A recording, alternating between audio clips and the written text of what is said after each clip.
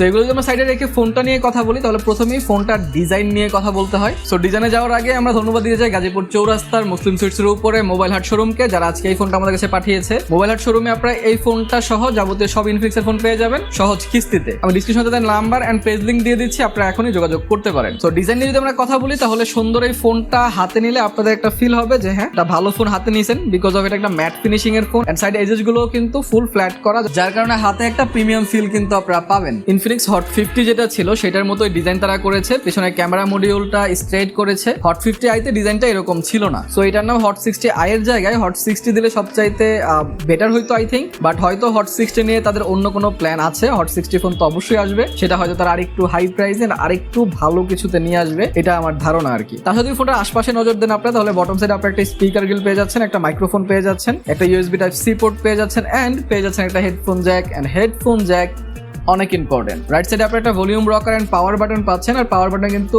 Integrate করে দেওয়া হয়েছে ফিঙ্গারপ্রিন্ট সেন্সর। ফিঙ্গারপ্রিন্ট সেন্সরের স্পিডটা আমার কাছে ভালো লেগেছে, যতবার ক্লিক করেছি আনলক করে দিয়েছে এন্ড আমি অতটা মিসম্যাচও কিন্তু লক্ষ্য করি নাই। সো আই হোপ আপনাদেরও ভালো লাগবে এটা। কিন্তু আরেকটু নিচের দিকে আপনারা আরেকটা বাটন পেয়ে যাচ্ছেন, এইটাকে আপনারা অ্যাজ এ ক্যামেরা বাটন হিসেবে ইউজ করতে পারবেন, মানে ডাবল টেপে আপনারা যে কোনো জিনিস এটা সেট করতে পারবেন। আমি ক্যামেরা সেট করে রাখছি, যার কারণে ডাবল ক্লিক করলে ক্যামেরাটা চলে আসতেছে। আর যদি আপনারা এটাকে ধরে চাপ দিয়ে রাখেন, মানে জাস্ট হোল্ড করে রাখেন চাপ দিয়ে, তাহলে আপনার সামনে ভয়েস অ্যাসিস্ট্যান্ট খুলে যাবে এন্ড সেটাকে দিয়ে আপনারা বেশ কিছু কাজ করাইতে পারবেন। লাইক আপনি যদি বলেন ওপেন ইউটিউব, সে আপনাকে ইউটিউব ওপেন করে দিবে। আপনি যদি বলেন যে ওপেন প্লে স্টোর, সে আপনাকে প্লে স্টোর ওপেন করে দিবে। এন্ড কেউ যদি কল করতে চান সেক্ষেত্রে তার নাম বলে কল করার কথা বললে সে কিন্তু কলও করে দিবে তাকে। তো এই জিনিসগুলো আপনারা পেয়ে যাচ্ছেন এই ফোনটাতে। তাছাড়া লেফট সাইডে আপনারা একটা কমপ্লিট সিম ট্রে পাচ্ছেন, যেগুলোতে সিম কার্ডের পাশাপাশি একটা মেমোরি কার্ড ইউজ করতে পারবেন। আর টপ সাইডে কিন্তু আপনারা একটা সেকেন্ডারি স্পিকার পেয়ে যাচ্ছেন, তার মানে এই ফোনটাতে স্টেরিও স্পিকার রয়েছে। আর স্টেরিও স্পিকারের যেই সাউন্ড কোয়ালিটি সেটাও কিন্তু আমার কাছে ভালো লেগেছে। কিন্তু এখানে নয়েজ ক্যান্সেলেশন মাইক আপনারা দেখতে পাচ্ছেন না, এন্ড এটা একটা খারাপ দিক। এত বাজেটের ফোনে একটা নয়েজ ক্যান্সেলেশন মাইক আমি আশা করেছিলাম, কিন্তু তারা দেয় নাই।